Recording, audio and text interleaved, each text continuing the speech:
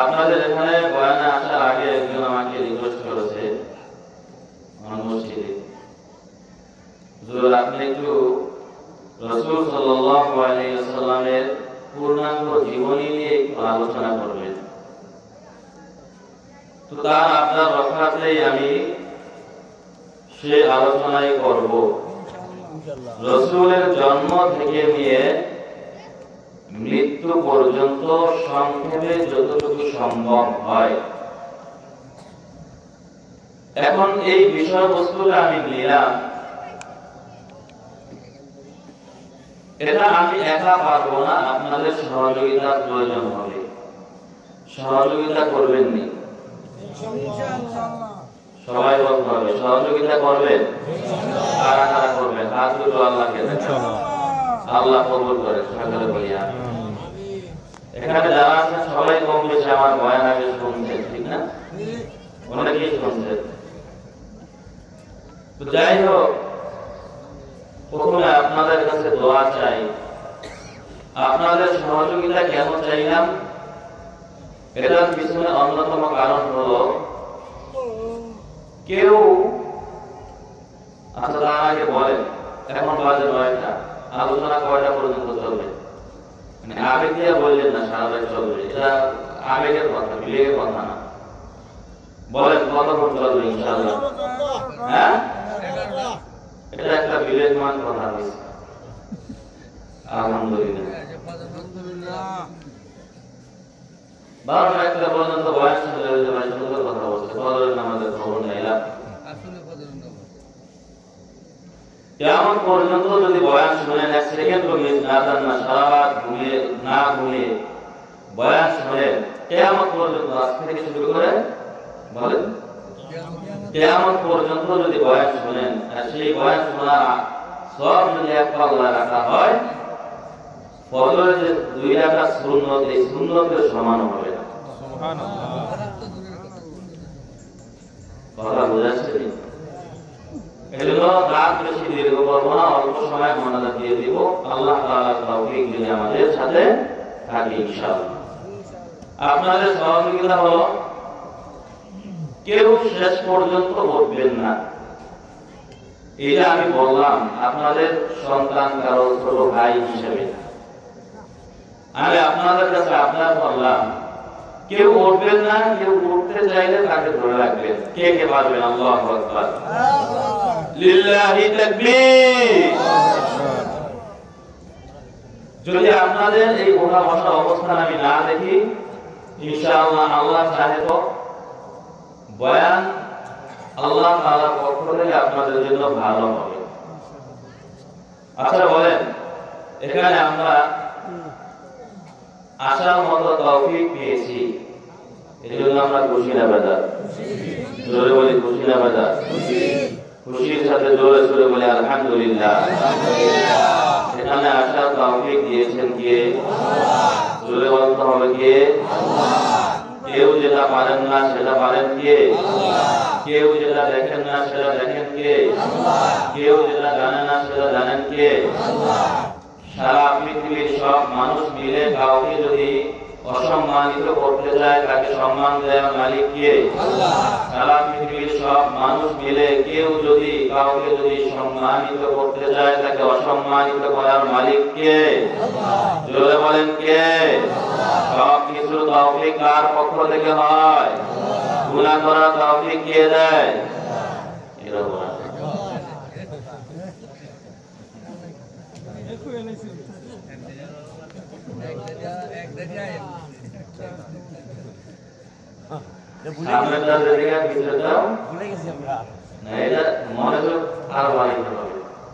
মনোযোগ কি আরো বাড়াতে হবে। রাজি আছি সবাই?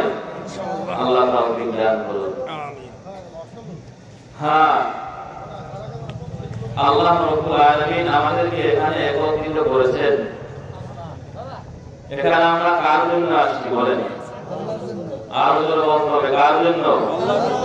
আরো জোরে বলতে হবে কার জন্য? এখানে আসা কার জন্য? বসা কার জন্য? আমার নামাজ আল্লাহর জন্য, আমার রোজা আল্লাহর জন্য। জোরে বলতে হবে কার জন্য? ইন্না সালাতি ওয়া নুসুকি ওয়া মাহইয়ায়া ওয়া মামাতি লিল্লাহ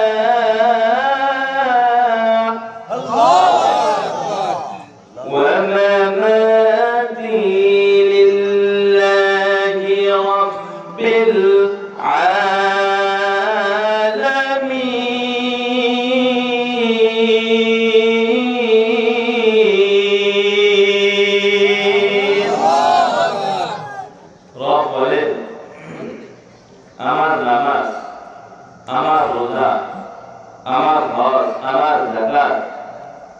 এই সব কিছু একমাত্র রবের জন্য। জোরে বলেন কার জন্য?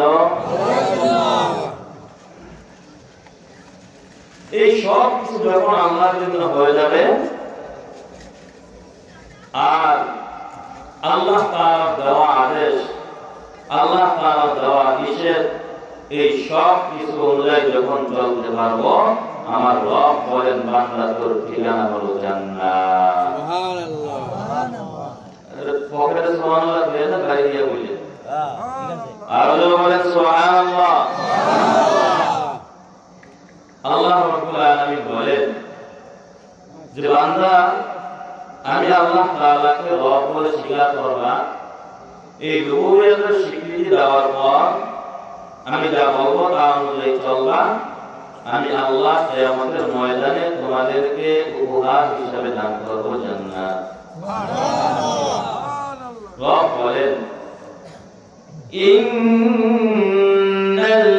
ইন্নাল্লাযীনা ক্বালু রাব্বুনাল্লাহ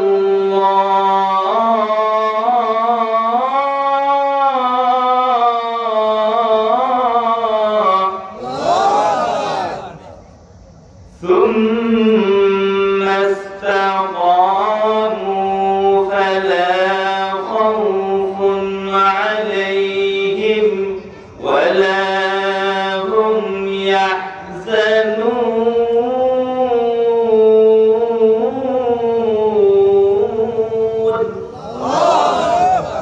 রব বলেন যে বান্দাগুলো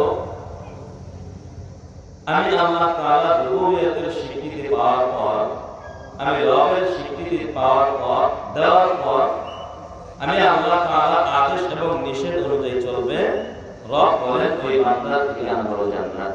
সুবহানাল্লাহ। তো যাই হোক, আল্লাহর জন্য বয়ান শুনবো কার জন্য? আমাদের নিয়ত শুনতে রাজি আছি সবাই? ইনশাআল্লাহ। আল্লাহ কবুল করেন, সকলে বলি আমিন। বিষয়বস্তু কি ছিল? নবীজির জন্ম থেকে মৃত্যু সংক্ষেপে যতটুকু পারি আলোচনা করব, আল্লাহ যদি তৌফিক দান করেন। আমিন। রব বলেন ওয়া মা আরসালনাকা ইল্লা রাহমাতাল লিল আলামিন।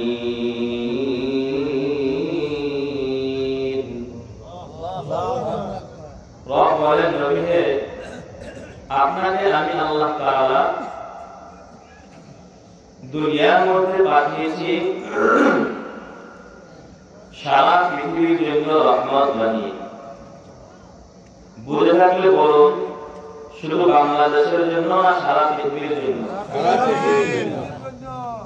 আগেকার যুগে নবী আল্লাহ তাআলা পাঠিয়েছেন কোন একটা এলাকা ভিত্তিক, কোন এক কথা বলতে হবে কিন্তু আমার সাথে, yes or no অ্যানসার দিতে হবে। ওকে, আল্লাহ তাআলা আগে নবী পাঠাইতেন কোন এক এলাকা ভিত্তিক অথবা কোন সম্প্রদায় ভিত্তিক অথবা কোন এক দেশের জন্য নির্ধারিত করে।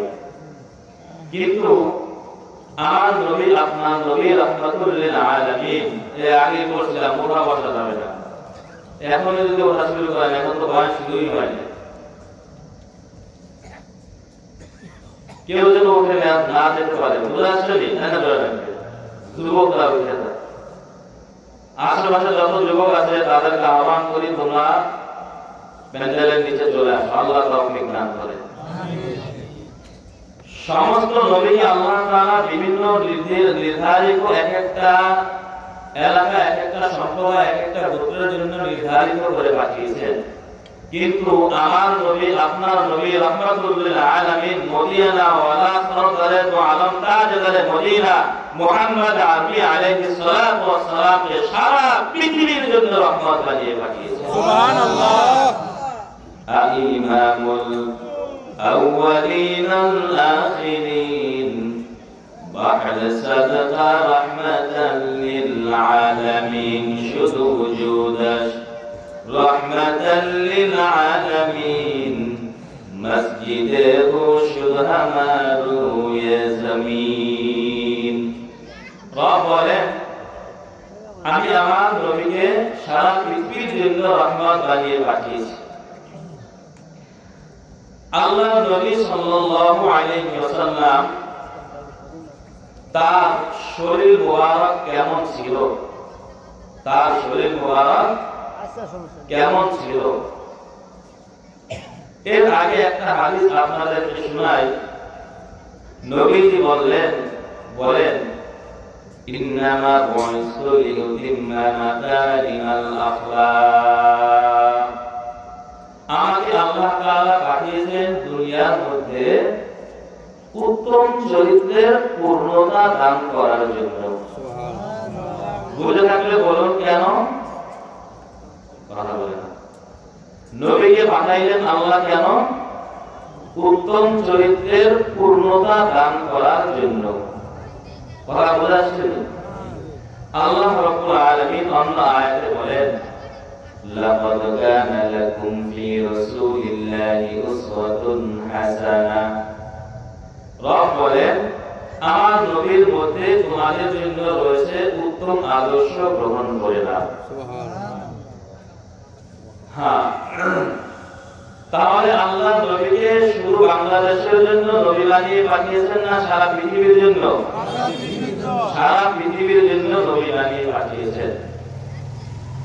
আর নবী বলেন, ইন্নামা বুইসতু লিউতিম্মা মাকারিমাল আখলাক, আমাকে আল্লাহ পাঠিয়েছেন সুন্দর উত্তম চরিত্রের পূর্ণতা দান করার জন্য।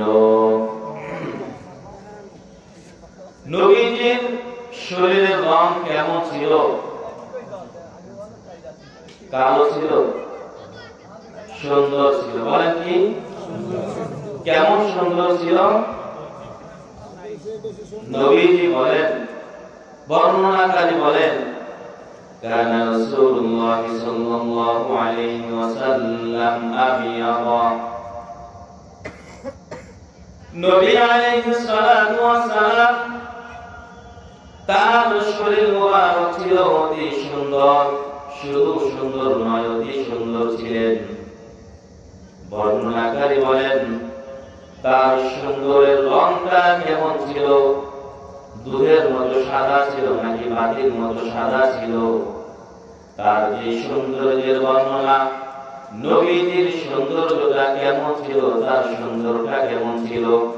বর্ণনাকারী বলেন, কান্নামা সিগা মিন ফিদ্দাতিন, মনে হয় যেন আমার নবীকে আমার রব রূপা দ্বারা তৈরি করেছে।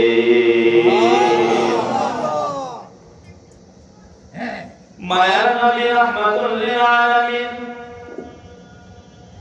তার চেহারাটা কেমন ছিল? বর্ণনাকারী বলেন, কানা রাসূলুল্লাহ সাল্লাল্লাহু আলাইহি ওয়াসাল্লাম কানা রাসূলুল্লাহ সাল্লাল্লাহু আলাইহি ওয়াসাল্লাম আহসানান নাসি ওয়াজহান, আল্লাহর নবী সাল্লাল্লাহু আলাইহি ওয়াসাল্লাম চেহারার দিক দিয়ে গোটা পৃথিবীর মধ্যে আল্লাহ রাব্বুল আলামিন শুধুমাত্র মানুষ নয়, গোটা পৃথিবী সৃষ্টি হওয়ার পর থেকে এই পর্যন্ত দুনিয়ার মধ্যে যত নবী রাসূল এবং গোটা পৃথিবীর মধ্যে যত মানুষ এসেছে, বর্ণনাকারী বলেন, সব মানুষের চাইতে সবচাইতে সুন্দর চেহারা হলো আমার নবী।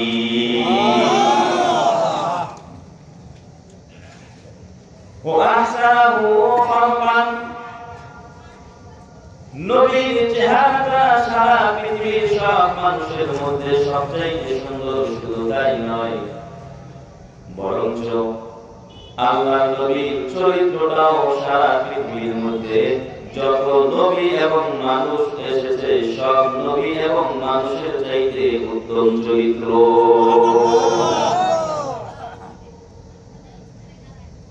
নবীজি কেমন ছিলেন, তার দেহটা কেমন ছিলেন, বেশি লম্বা ছিলেন না, খাটো ছিলেন। এই হাদিসের ভিতরে বর্ণনাকারী বলেন লাইসা বিতাবিলিল লাইন, আল্লাহর নবী অনেক উঁচাও ছিল না যে পিছন থেকে দেখতে খারাপ দেখা যাবে, ওয়ালা বিল কসির, আবার একবারে খাটো ছিলেন না যে নবীকে পিছন দিক থেকে দেখতে খারাপ দেখা যাবে। তাহলে কেমন ছিলেন? বলেন নবী একবারে লম্বাও ছিলেন না, বেশি খাটো ছিলেন না, বরং মধ্যম পন্থার লম্বা ছিলেন, যেটা পৃথিবীর মানুষের মধ্যে একটা সৌন্দর্য।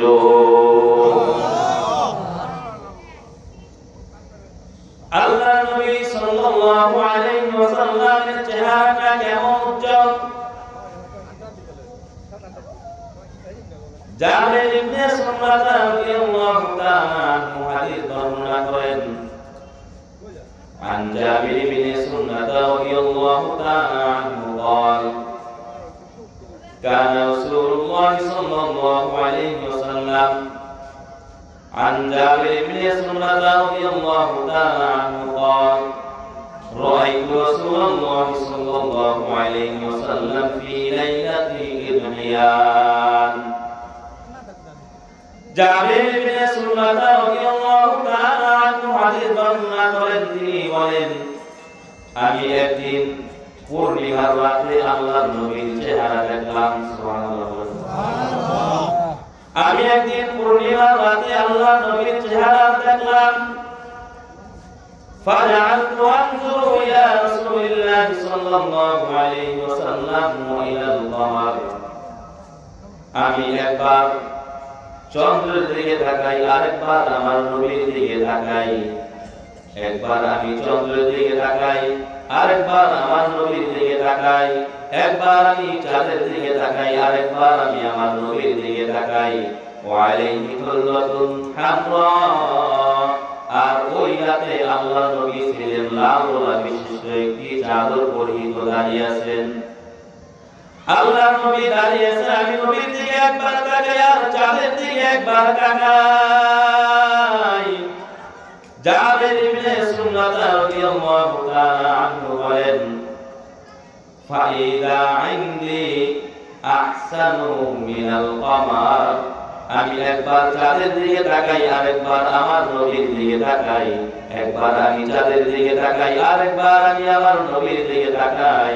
আমার কাছে মনে হলো আমার নবীর চেহারাটা পূর্ণিমার চাঁদের চাইতেও সুন্দর।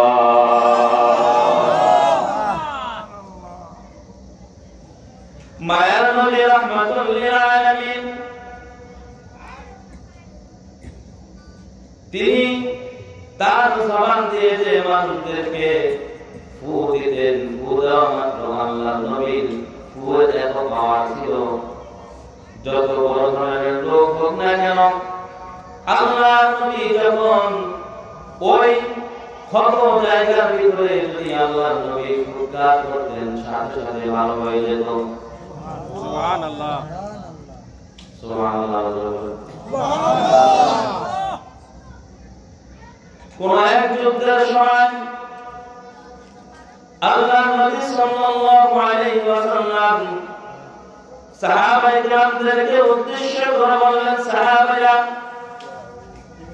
এই যুদ্ধের পতাকা আমি এমন এক ব্যক্তির কাছে দিব, এই পতাকা যে বহন করবে আগামীকালকে আমি ওই ব্যক্তির হাতে এই পতাকা দান করব।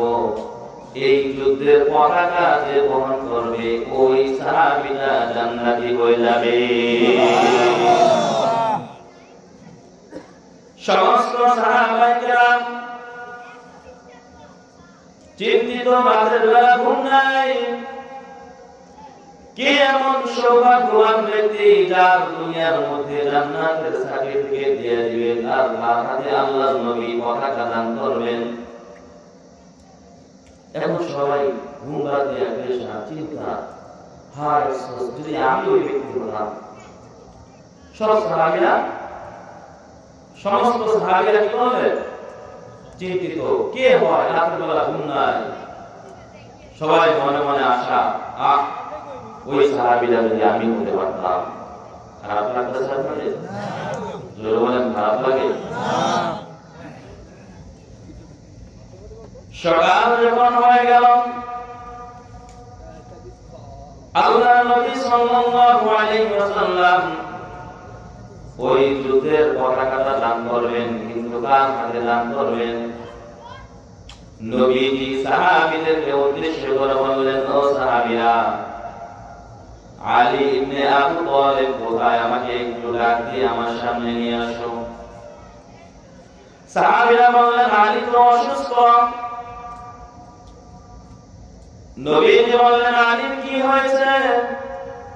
সাহাবায়ে কেরাম বললেন, আলী রাদিয়াল্লাহু তাআলা আনহু তার চোখে আঘাত লেগেছে, তিনি এখন তাকাইতে পারেন না। আল্লাহর নবী সাল্লাল্লাহু আলাইহি ওয়াসাল্লাম বললেন, আমি গতকাল বলেছিলাম একজন সাহাবীর হাতে আমি পতাকা দান করব, কিন্তু সেই সাহাবী তো হযরত আলী। সাহাবীরা বললেন, ইয়া রাসূলুল্লাহ, ইয়া হাবিবাল্লাহ, কাফেররা আমির হলেন এই আলী, তিনি তো অসুস্থ, চোখে দেখতে পায় না, চোখে আঘাতপ্রাপ্ত হয়েছে। আল্লাহর নবী দেখে বললেন, তাকে আমার সামনে নিয়ে আসো। আল্লাহর নবীর সামনে যখন আনলো, নবীজি তার দিকে তাকাইয়া তার চোখে একটা ফু দেওয়া মাত্র তার চোখের রোগ ভালো হয়ে গেল। মায়ের নবী রাহমাতুল লিল আলামিন দুনিয়ার মধ্যে যখন আগমন করবেন, তার মা আমিনা বলেন, আমার সন্তান মুহাম্মদ যখন দুনিয়ার মধ্যে আগমন করলো, আমার সন্তান মুহাম্মদ দুনিয়ার মধ্যে সুন্নতে খতনাকৃত অবস্থায় আগমন করেছে। শুধু তাই নয়, আল্লাহর নবীর মা আমিনা থেকে বললেন, আমার মুহাম্মদ যখন দুনিয়ার মধ্যে আগমন করেছেন, আমার মুহাম্মদ যখন দুনিয়াতে আগমন করেছেন, অন্য অন্য মায়েরা সন্তান ভূমিষ্ঠ হওয়ার পূর্বে যেই ব্যথায় আক্রান্ত হয়, অসহনীয় ব্যথায় আক্রান্ত হয়ে যায়, কিন্তু আমার মুহাম্মদ যখন দুনিয়াতে আগমন করলেন, আমি আমিনা বিন্দু পরিমাণ ব্যথায় আক্রান্ত হই না।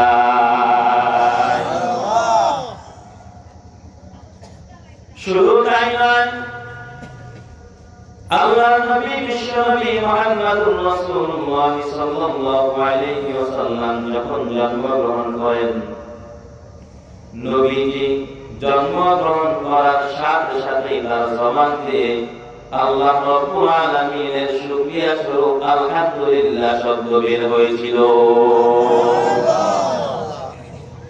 শুধু তাই নয়, আল্লাহর নবী বিশ্বনবী মুহাম্মদুর রাসূলুল্লাহ সাল্লাল্লাহু আলাইহি ওয়াসাল্লাম যখন দুনিয়ার মধ্যে আগমন করলেন, পারস্যের মধ্যে একটা অগ্নিকুণ্ড ছিল, যে অগ্নিকুণ্ড থেকে সব সময় আল্লাহর ইশারায় এমনিতে আগুন বের হতে থাকতো। বেঈমানেরা মনে করেছে যেহেতু সব সময় এমনি এমনি আগুন বের হয়, মনে হয় এটাই আমাদের খোদা। ওরা এতটুকু বোঝে না, এই আগুনের কোনো ক্ষমতা নাই, সব ক্ষমতা কে? আল্লাহ। বলেন কার? ওরা চিন্তা করল এখান থেকে যেহেতু সব সময় আগুন বের হতে থাকে, অতএব এটাই মনে হয় আমাদের প্রভু, এটাই মনে হয় আমাদের খোদা। ওই মানুষগুলো বেঈমানেরা ওই অগ্নিকুণ্ডের পূজা করতে শুরু করলো। দীর্ঘ যুগ যুগ ধরে ওই অগ্নিকুণ্ডের পূজা করছিলেন। নবী আমার দুনিয়ার মধ্যে আগমন করলেন। যখন নবী আগমন করলেন, আগমন করার সাথে সাথে ওই পারস্যের অগ্নিকুণ্ডের আগুন আল্লাহ তাআলা নিভিয়ে দিলেন। আল্লাহর নবী বিশ্ব নবী মুহাম্মদুর রাসূলুল্লাহ সাল্লাল্লাহু আলাইহি ওয়াসাল্লাম যখন দুনিয়ার মধ্যে আগমন করলেন, কাবা ঘরের ভিতরে 360টি মূর্তি ছিল। বুঝে থাকলে বলুন কয়টি? আল্লাহর নবী যখন দুনিয়ার মধ্যে আগমন করেছেন, ওই কাবা ঘরের ভিতরে যত মূর্তি ছিল সব মূর্তিগুলো আল্লাহর নবীর আগমন উপলক্ষে আল্লাহ তাআলার কুদরতি পায়ে সেজদা দিয়েছে। এগুলো আল্লাহর নবীর মুজিজা, এগুলো হলো আল্লাহর নবীর জন্মের মুজিজা। নবী দুনিয়াতে আসার কারণে আল্লাহ রাব্বুল আলামিন এই মুজিজাগুলো মানুষদেরকে দেখিয়েছেন। চিল্লায়া বলি সুবহানাল্লাহ। আপনার কাছে মনোযোগ দিয়ে না চলবে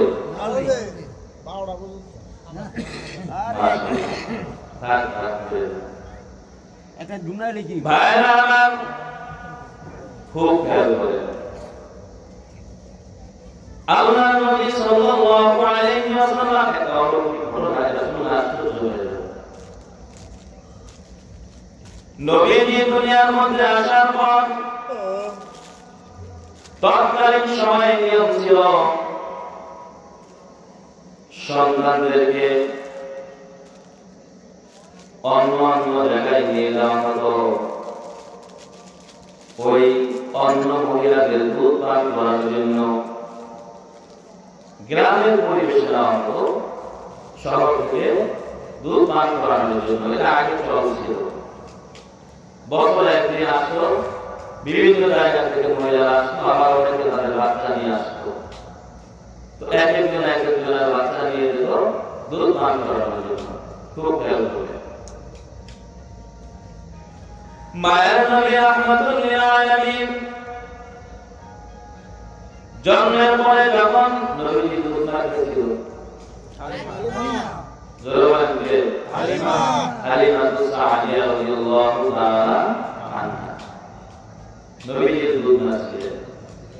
এই হালিমা ঘরে নবী যাওয়ার পর বিভিন্ন ধরনের অলৌকিক ঘটনা আল্লাহ তাআলা ঘটিয়েছেন। শুনলেন কি? বলেন। মক্কায় মহিলারা যেত অন্য অন্যদের বাচ্চা আনার জন্য। তো যারা একটু প্রভাবশালী ছিল, বড়, তাদের বাচ্চাগুলো ওই সমস্ত মহিলাদেরকে দেওয়া হতো যাদের স্তনের দুধ বেশি হয়। কারণ দুধ বেশি খেলে তার বাচ্চা একটু মোটা তাজা ভালো হবে, স্বাস্থ্য ভালো হবে। আবার যাদের স্তনের দুধ বেশি হতো তারা বড় লোকের বাচ্চা আনতো বেশি টাকা পাওয়ার জন্য। তো আল্লাহর নবীর তো কেউ নাই, দুনিয়াতে আসার আগে বাবা নাই। নবীজি দুনিয়াতে আসার আগে কি বাবা হারাইছি। সবাই কোরআন নিয়ে চলতেছেন মহিলারা। হালিমা সাদিয়া রাদিয়াল্লাহু তাআলা আনহা যেই সওয়ারের উপর আহ্বান করেছে সেটা ছিল একদম দুর্বল। যাইতে যাইতে দেরি, সবাই তার বাহন নিয়ে আগে চলে গেছে, হালিমা পড়ে গেছে পিছনে। হালিমা সাদিয়া রাদিয়াল্লাহু তাআলা আনহা সবার পিছনে পড়ে গেলেন। অন্যদিকে যে সমস্ত মহিলারা আগে আগে চলে গেছেন, তাদের স্তনে দুধ বেশি হওয়ার কারণে তারা বড় লোকের সন্তানগুলো নিয়ে তারা চলে গেলেন। কিন্তু হালিমা সাদিয়া তার স্তনে দুধ কম হতো, এই জন্য বড় লোকের সন্তান তাকে দিত না। আবার তার বাহন ছিল দুর্বল, তার বাহনটা দুর্বল হওয়ার কারণে তিনি সবার শেষে গিয়ে পৌঁছাতে যে দেখলেন একজন সন্তান আছে তার নাম হলো মুহাম্মদ।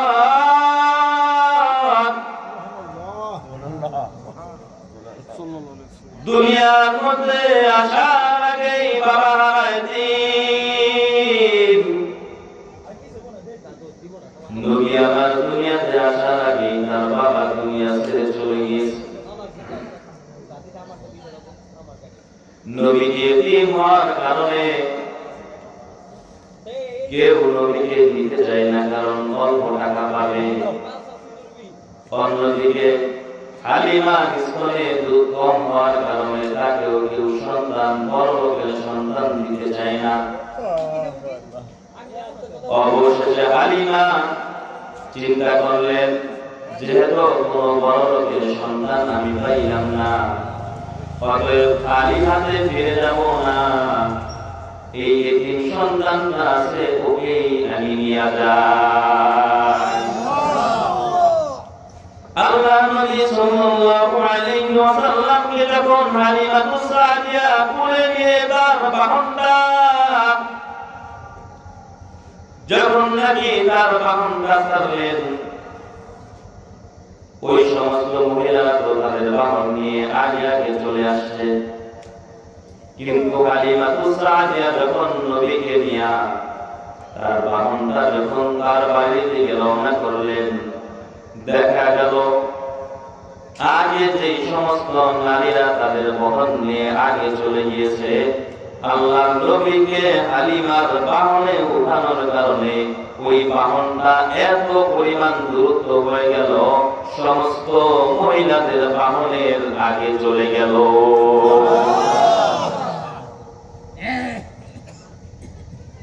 হালিমাতুস সাদিয়া রাদিয়াল্লাহু তাআলা আনহা বাহনের দিকে অন্যান্য মহিলারা তাকাইয়া একজন আরেকজনের সাথে কানা ঘষা করতেছে, কি ব্যাপার? ওর বাহন তো অতি দুর্বল ছিল, এত সবল হলো কিভাবে? হালিমাতুস সাদিয়া আল্লাহর নবীকে নিয়ে তার বাড়ির দিকে রওনা করলেন। বাড়িতে গিয়ে পৌঁছালেন। বাড়িতে পৌঁছানো মাত্র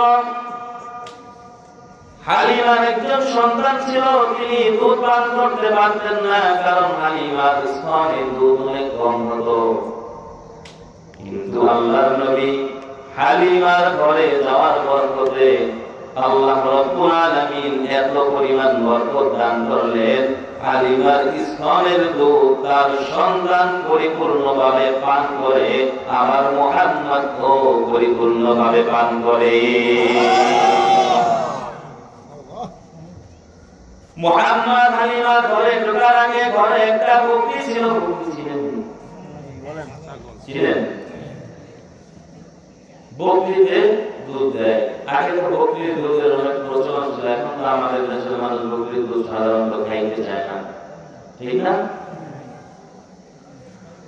হালিমাতুস সাদিয়া রাদিয়াল্লাহু তাআলা আনহা ঘরে একটা বকরি ছিল। ওই বকরিটা অনেক দুর্বল ছিল, দুধ দিত না, এই পরিমাণ দুধ দিত তাদের হতো না।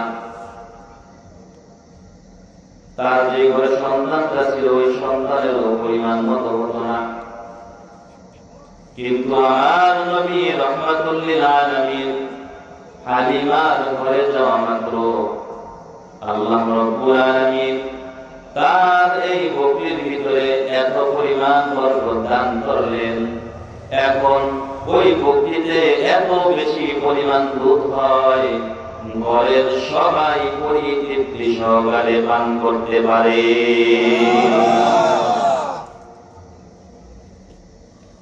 তাহলে এগুলো হলো আল্লাহ নবীর মুজিজা। বলেন কি? নবী আমার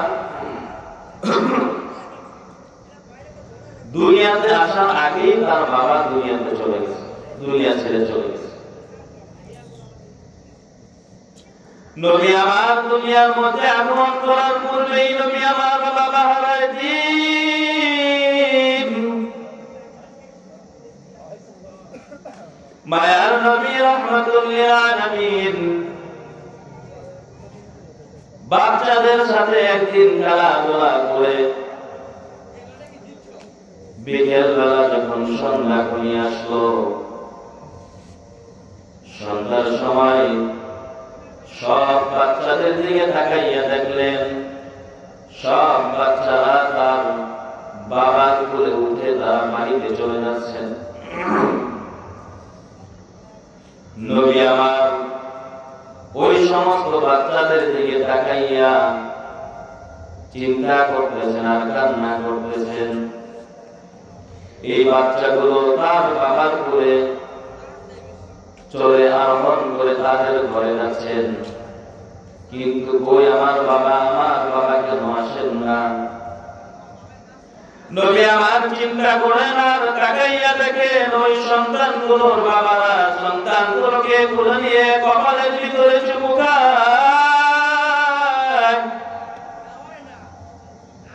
নবী আমার ওই সন্তানগুলো তাকাইয়া চোখের পানি ছেড়ে দিয়া নিজেকে প্রশ্ন করে আমার বাবা কই?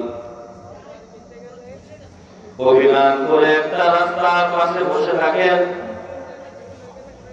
সন্ধ্যা যখন ঘনিয়ে আসে, আল্লাহর নবী তার মা তার মা আমেনা চিন্তিত হয়ে গেলেন, পেরেশান হয়ে গেলেন, কোথায় আমার মুহাম্মদ? সন্ধ্যা হয়ে গেল, কোনদিন তো এত দেরি করে না আমার মুহাম্মদ, কই গেল আমার মুহাম্মদ? নবীজির মা কান্না করতে করতে করতে করতে ঘর থেকে বের হলেন, আর পথের মধ্যে যার সাথে দেখা হয় তাকে ডাক দিয়া বলেন, ভাই আমার ছেলে মুহাম্মদকে দেখছো কিনা? কিছু কিছু মানুষ জবাব দেয়, তোমার সন্তান মুহাম্মদকে চিনি না, দেখিও নাই। দুই একজনকে জিজ্ঞাসা করার পর একজন ডাক দিয়া বলো, তোমার সন্তান মুহাম্মদ নাকি আমি চিনি না, তবে আমি আসার পথে রাস্তার পাশে বসে বসে দেখলাম একটা সন্তান কান্না করতেছে। নবীজির মা আমেনা চিৎকার করে মুহাম্মদকে খোঁজার জন্য দৌড়াইতেছে। দৌড়াইতে দৌড়াইতে যে দেখেন নবী আমার রাস্তার পাশে বসে বসে বসে বসে কান্না করতেছেন। আল্লাহর নবীজির মা নবীকে কোলে নিয়ে চুমু খায়, কপালে চুমু খায়, গালে চুমু খায়, মুহাম্মদ তুমি কেন কান্না করো? তুমি কেন কান্না করো? কারণটা কি? তোমাকে কি কেউ মেরেছে, আঘাত করেছে? নবী আমার চোখের পানি ছেড়ে দিয়ে বলে, আম্মু আমাকে কেউ মারেও নাই, আমাকে কেউ আঘাত করে নাই, তবে কেন তুমি কান্না করো? কারণটা কি? কিসের অভাবে তুমি কান্না করো? মায়ের নবী ডাক দিয়া বলেন, আম্মু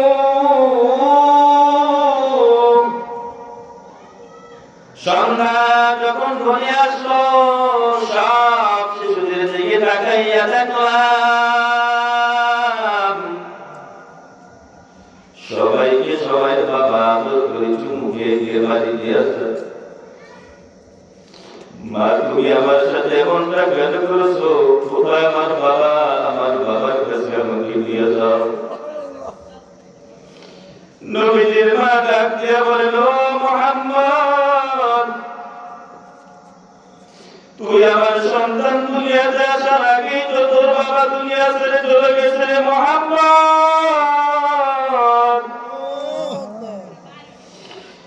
তুই দুনিয়াতে আসার আগেই তোর বাবা দুনিয়া ছেড়ে চলে গেছে। নবী আবার ডাক দিয়ে বলে, আম্মু এতদিন আমার কাছে তুমি এই বিষয়টা গোপন রেখেছো,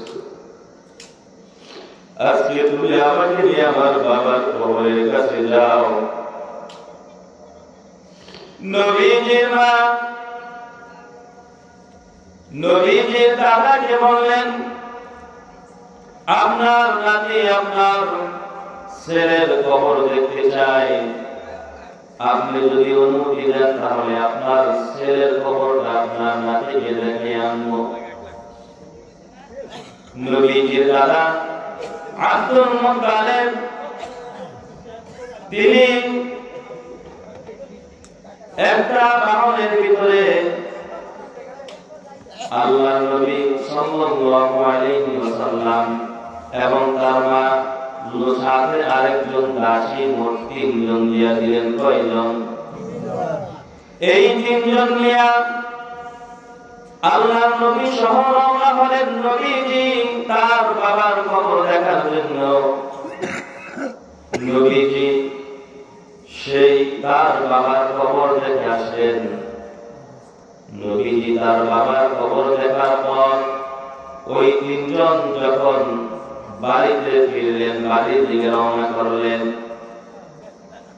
বাড়ির দিকে রওনা করার পর বাহনের ভিতরে হঠাৎ করে নবীজির মায়ের পেটের ব্যথা শুরু হয়ে গেল। দাসীকে দেখে বললেন, আমি আর সহ্য করতে পারি না, আমার পেট খুব ব্যথা করতেছে, বাহনটা থামা। দাসী আর নবীজির মা 3 জন যখন বাহন থেকে নামলেন, নামার পর নবীজির মা আমেনা ব্যথায় চিৎকার করে হাউমাউ করে কান্না করতেছে। নবীর হাতের মাথার উপর হাত মোড়া দিয়ে বলে, মুহাম্মদ, দুনিয়াতে আসার আগেই তোর বাবা দুনিয়া ছেড়ে চলে গেছে। আজকে মনে হয় আমিও আর বাঁচবো না রে মুহাম্মদ।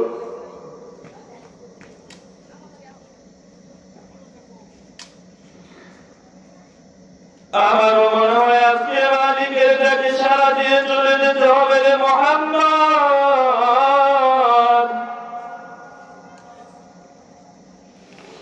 দাসীকে ডাক দিয়া বললেন, দাসী, আমার সন্তানটাকে আমার শ্বশুর আব্দুল মুত্তালিবকে বলিয়ে দিও, আমার সন্তানটাকে যেন সুন্দর করে লালন পালন করে। এই কথা বলিয়া নবীজির মাও দুনিয়া ছেড়ে চলে গেলেন। মায়ের নবী চিৎকার করে কান্না করে আর মালিককে ডেকে বলেন,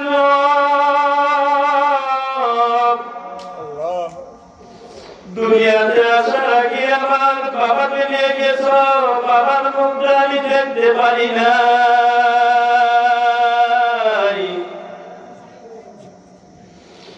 আবার শিশু বয়সে আমার মাকে তুমি আমার কাছ থেকে ফিরিয়ে দিলা। আমি কার কাছে বড় হব? বাবার চিহ্ন তো আমি চোখে দেখলাম না। মায়ের আদর আর ভালোবাসা আমি অল্প কয়েকদিনের জন্য পাইলাম, বেশি দিন পাইলাম না। যখন নাকি ওইখানে নবীর মা ইন্তেকাল করলেন, দাফন শেষে এখন রয়েছে কয়জন? 2 জন দাসী আর নবীজি এবার বাহনের উপর আরোহণ করে বাড়ির দিকে রওনা করলেন। নবীজির দাদা আব্দুল মুত্তালিব তাকিয়ে আছেন, কখন আমার নাতি মুহাম্মদ আমার ঘরে আসবে। এবার নবীর দাদা যখন বাহনের দিকে তাকাইলেন, তাকাইয়া দেখেন পাঠাইলাম 3 জন আর এখন 2 জন ফিরে আসলো, কারণটা কি? দাসীকে জিজ্ঞাসা করার পর বললেন, পথের মধ্যে হঠাৎ করে ব্যথায় আক্রান্ত দুনিয়া ছেড়ে চলে গেছে। নবী আমার দুনিয়াতে আসার আগে বাবা হারায় দিন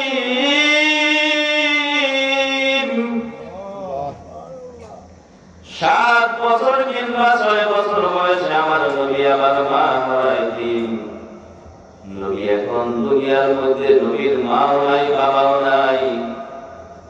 তার দাদা আব্দুল মুত্তালিবের কাছে নবী এবার লালিত পালিত হন। খারাপ লাগতেছে? তার দাদা আব্দুল মুত্তালিবের কাছে এবার লালিত পালিত হন।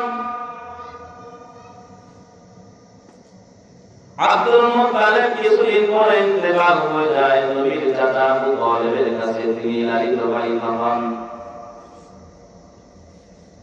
আল্লাহর নবী বিশ্ব নবী মুহাম্মদুর রাসূলুল্লাহ সাল্লাল্লাহু আলাইহি ওয়াসাল্লামের বয়স যখন 12 বছর, কয় বছর? নবীজির বয়স যখন 12 বছর, আল্লাহর নবী সাল্লাল্লাহু আলাইহি ওয়াসাল্লাম তার চাচা আবু তালেবের সাথে সিরিয়ায় সফর করেছিলেন। পথের মধ্যে এক জায়গায় বিরতি নিলেন, যাত্রা বিরতি।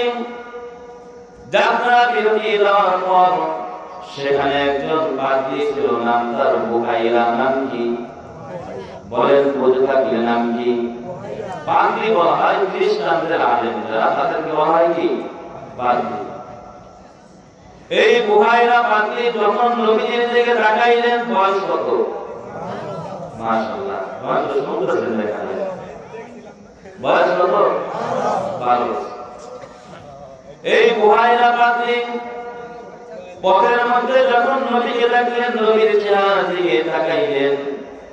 নবীর চেহারা দিকে যখন তাকাইলেন, তাকানোর সাথে সাথে এই বুহাইরা পাদ্রী বুঝে ফেললেন ইনি হলো সর্বকালের সর্বশেষ এবং সর্বশ্রেষ্ঠ নবী মুহাম্মদ।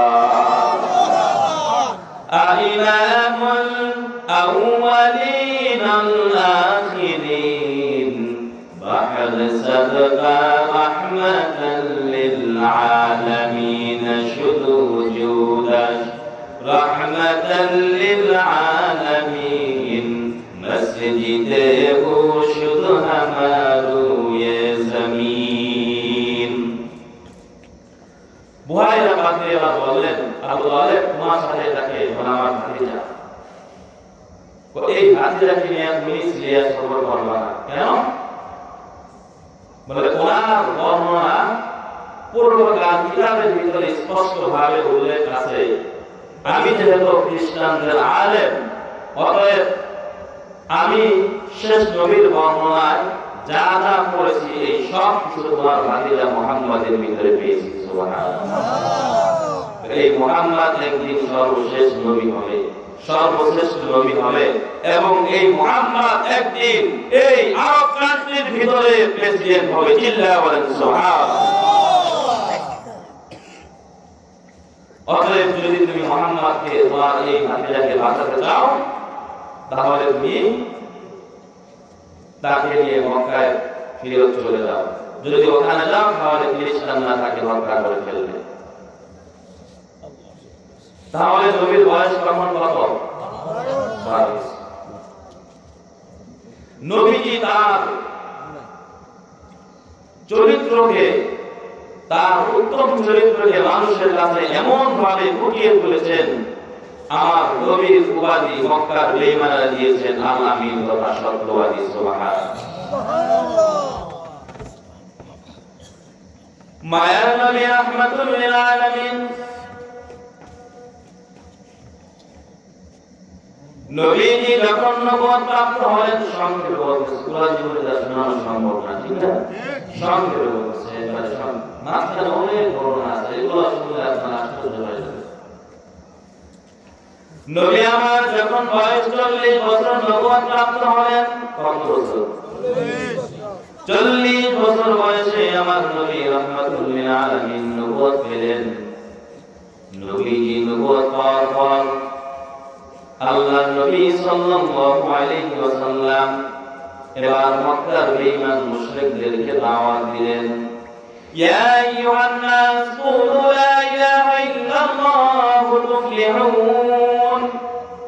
হে দুনিয়ার মানুষ, তোমরা এক আল্লাহ তাআলার একত্ববাদের স্বীকৃতি দাও, এক আল্লাহ তাআলার ইবাদত করো। যদি তোমরা এক আল্লাহ তাআলার ইবাদত করো, আমি নবীর কথা মতো চলতে পারো, আল্লাহ রাব্বুল আলামিন তোমাদেরকে দুনিয়াতেও সফলতা দান করবেন এবং আখিরাতেও তোমাদের সফলতা দান করবেন। মায়ের নবী রাহমাতুল লিল আলামিন মক্কার বেঈমানদেরকে যখন দিনের দাওয়াত দিলেন, কেউ দাওয়াত গ্রহণ করে না, উল্টো আরো নবীকে বিভিন্ন ধরনের আঘাত দিতে শুরু করলেন। নবীজি মাঝে মাঝে যখন সিজদায় পড়তেন, উটের ভুঁড়িগুলো ময়লা আবর্জনা সহ ওই বেঈমানেরা নবী যখন সিজদা দিতেন, নবীজির মাথার উপর দিতেন, পিঠের উপর দিয়ে দিতেন। মাঝে মাঝে ওই উটের ভুঁড়ির ওজনের কারণে নবীর সিজদা থেকে উঠতেও অনেক কষ্ট হয়ে যেত।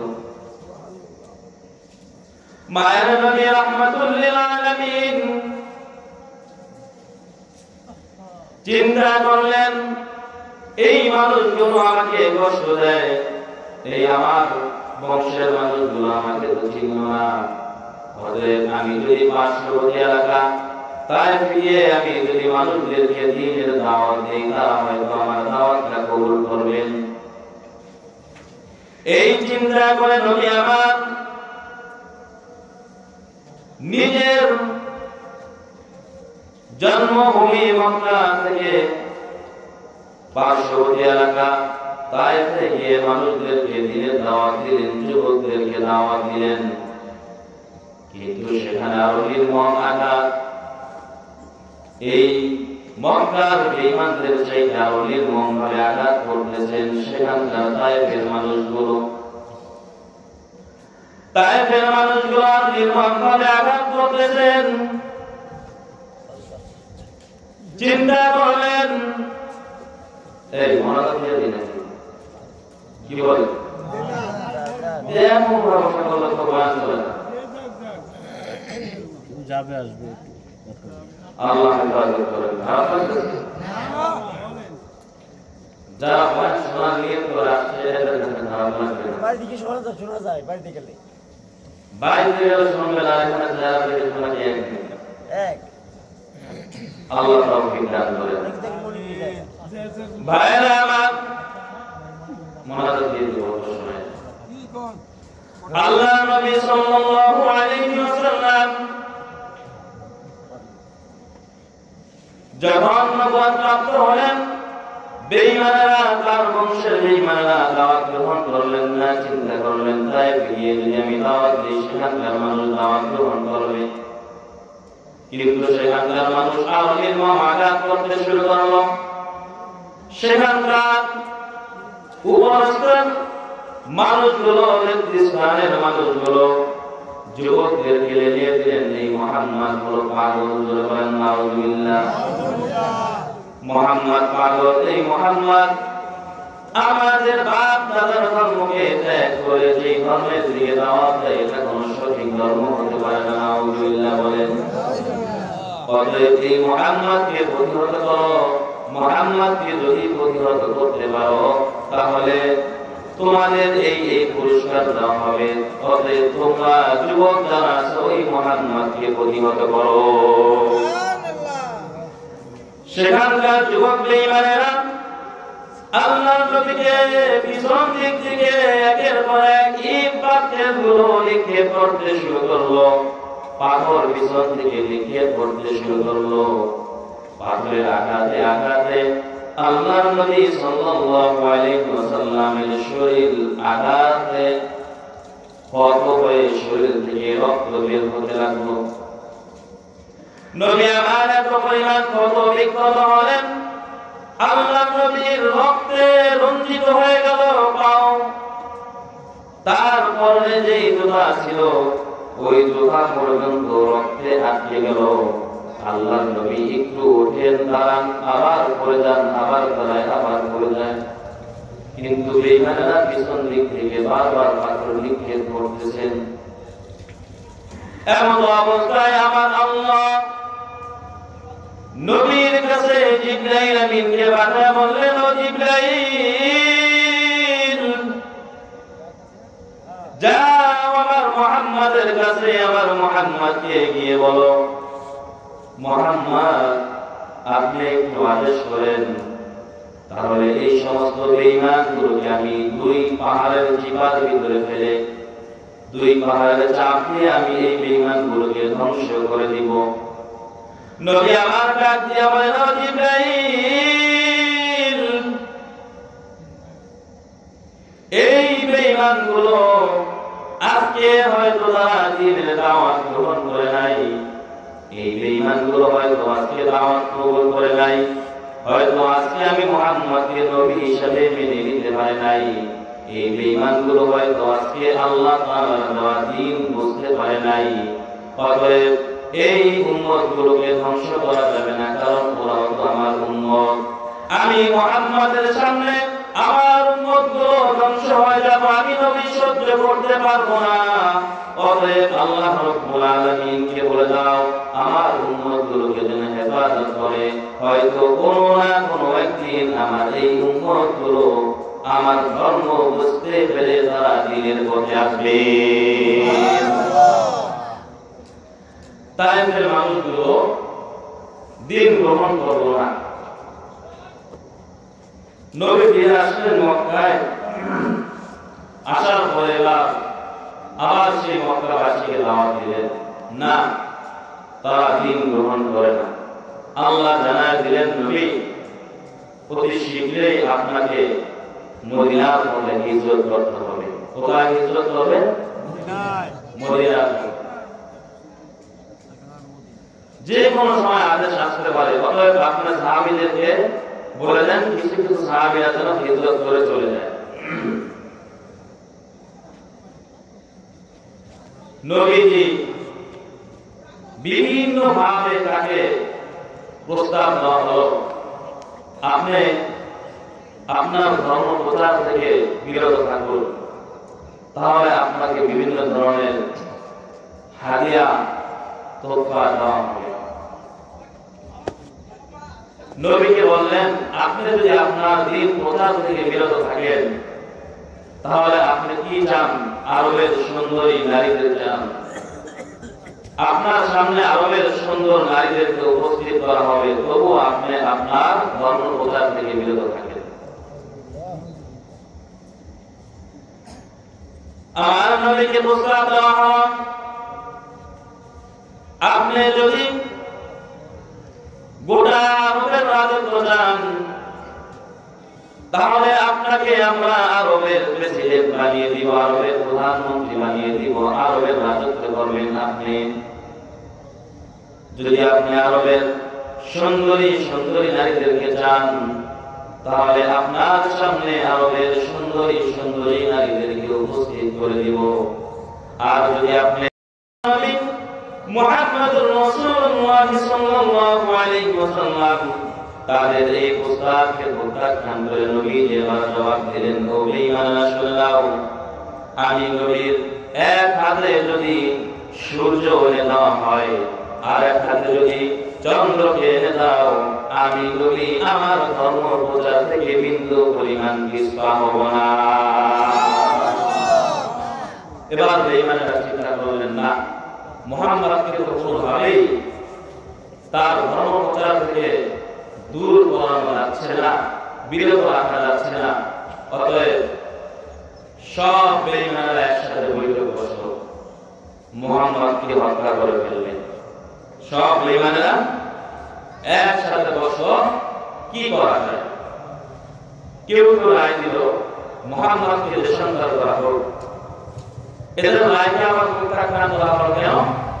এই জন্য যে মুহাম্মদকে যদি দেশান্তর করা হয়, অন্য দেশে যাবে, যাওয়ার পর সেখানকার মানুষ তার আখলাক আদব চরিত্র দেখে তারা তার প্রতি দুর্বল হয়ে যাবে, তারা ইসলাম ধর্ম গ্রহণ করবে, তখন ওই জায়গার মানুষগুলো আমাদেরকে আরো বকাবাজি করবে যে এত সুন্দর একটা মানুষকে তারা দেশান্তর করে দিয়েছে।